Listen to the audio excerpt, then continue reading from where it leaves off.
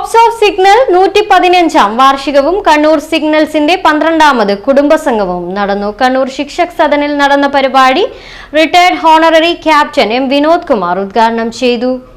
Kannur signals president B Govindan അധ്യക്ഷത വഹിച്ചു. C Surendran, T P Nishith, C K Mohanan, Nisha Manilal, T C Rajan എന്നിവർ സംസാരിച്ചു. തുടർന്ന് വിവിധ കലാപരിപാടികളും അരങ്ങേറി. നിങ്ങളുടെ ജീവിതത്തിലെ അമൂല്യ നിമിഷങ്ങൾ സമർപ്പിച്ചവരാണ്. ഒരു സൈനികന്റെ ജീവിതം എന്താണെന്നും ആ സൈനിക സേവനത്തിന്റെ മഹത്വം എന്താണെന്നും ഈ നാടിന് കാണിച്ചു കൊടുത്തവരാണ് നിങ്ങൾ. ഭാരതീയ സേനയുടെ നാഡീവ്യൂഹത്തെ ചലിപ്പിച്ചവരാണ് നിങ്ങൾ. ഒരു ശരീരത്തിന്റെ നാഡീവ്യൂഹം പോലെ ഭാരതീയ സേനയുടെ നാഡീവ്യൂഹമായി പ്രവർത്തിച്ച സിഗ്നൽസ് എന്ന അഭിമാന സ്തംഭമായ ഒരു കോറിന്റെ ഭാഗവാക്കായവരാണ് നിങ്ങൾ.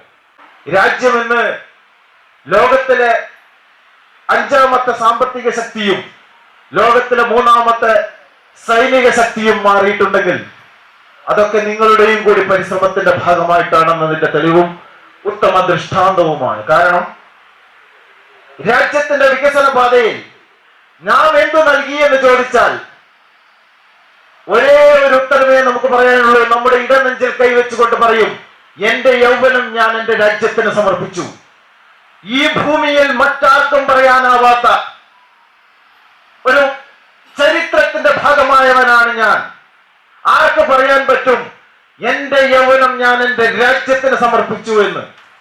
ആ മഹത്തരമായ സേവനം ചെയ്ത എന്റെ പൂർവികർക്കും പൂർവ്വ സൈനികർക്കും മുന്നിൽ ഈ അവസരത്തിൽ നിങ്ങളുടെയൊക്കെ സമ്മതത്തോടു കൂടി നിങ്ങളുടെ 12ാം കുടുംബസംഗമം ഉദ്ഘാടനം ചെയ്തത്